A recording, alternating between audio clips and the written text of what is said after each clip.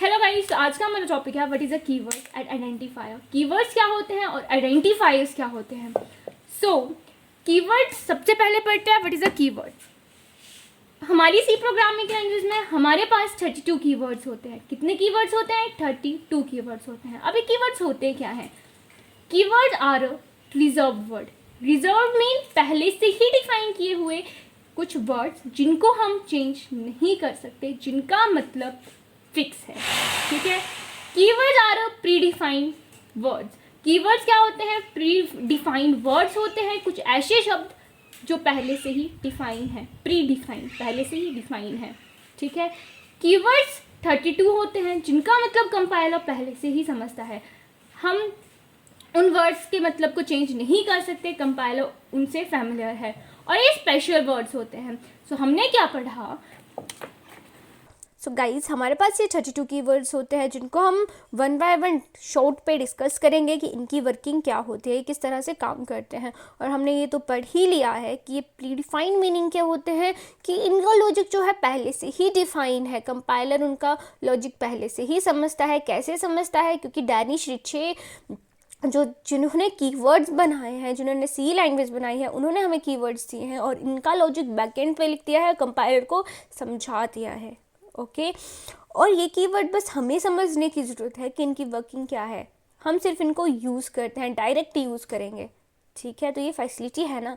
तो now one by one discuss करते हैं। इंट इंट क्या है? जहाँ पे हम डाटा को स्टोर करते हैं, इंटीजर वैल्यू स्टोर करते हैं। लाइक किसी का रोल नंबर स्टोर करना हो, वहाँ पे हम इंट कीवर्ड का यूज़ करेंगे। अगर हमें कोई प्रोग्राम ऐसा चाहिए जहाँ पे हमें ग्रेड को स्टोर करना है या हमें अल्फ़ाबेट वैल्यू स्टोर करनी है, वहाँ पे हम कैर कीवर्ड का यूज़ करेंगे। अगर हमें अपने प्रोग्राम पे फ्लोट वैल्यू यूज़ करनी है, मीन्स की डेसिमल में यूज़ करनी है कोई भी वैल्यू, तो हम फ्लोट कीवर्ड का यूज़ करेंगे। कि फॉर एग्जाम्पल कहाँ पे यूज़ कर सकते हैं हम? परसेंटेज निकालने के लिए, डिवाइड करने के लिए। तो वहाँ पे हम क्या करते हैं? कीवर्ड्स का फ्लोट कीवर्ड का यूज़ करते हैं ना। डेसिमल डबल कीवर्ड जो है वो फ्लोट की तरह ही सिमिलर है, बस इसमें डिफरेंस क्या है कि ये पॉइंट के बाद 15 डिजिट तक की वैल्यू को उठाता है, लेकिन फ्लोट जो है पॉइंट के बाद अप टू 6 डिजिट तक की वैल्यू को ही उठा पाता है। Now next is auto static return and register. इनको बोलते हैं हम स्टोरेज क्लासेस। स्टोरेज क्लासेस क्या होती है? जो कि बताती है अगर हमने लिखा है int a equal to 10, by default auto ही रहता है। अगर हमने कोई भी स्टोरेज क्लासेस मेंशन नहीं करी है, इंपॉर्टेंट है, अगर हमने कोई भी स्टोरेज क्लासेस मेंशन नहीं करी है तो वो बाय डिफ़ॉल्ट ऑटो ही रहती है।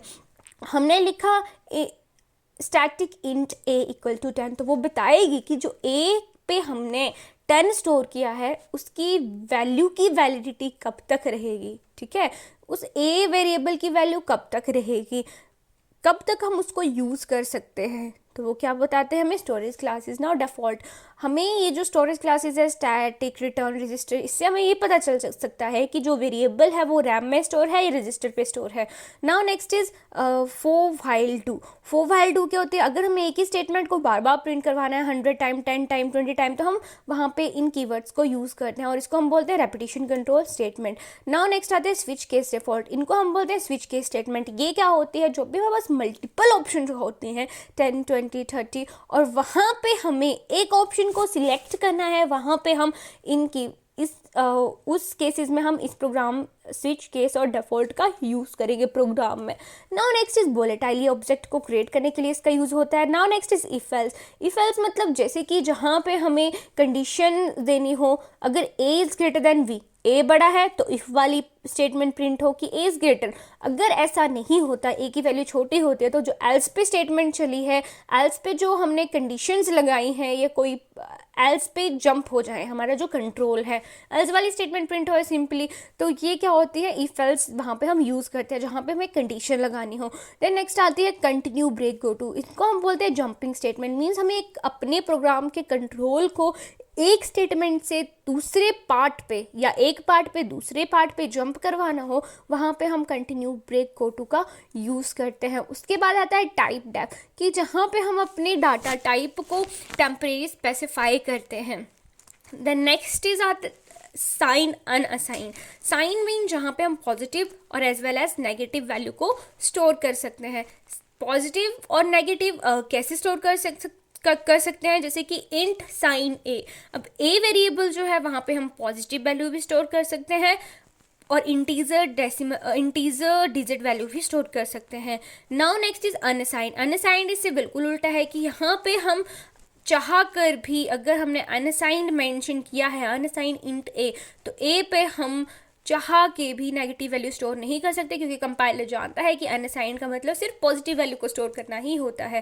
Then is const. कॉन्स्ट क्या होता है? जब भी हमने अपने वैल्यू के साथ कॉन्स्ट, अपने वेरिएबल के साथ कॉन्स्ट मेंशन किया है और कॉन्स्टेंट पे वैल्यू दे दी है, ठीक है, तो वो पूरे प्रोग्राम पे सेम ही रहती है, हम उसको चेंज नहीं कर सकते।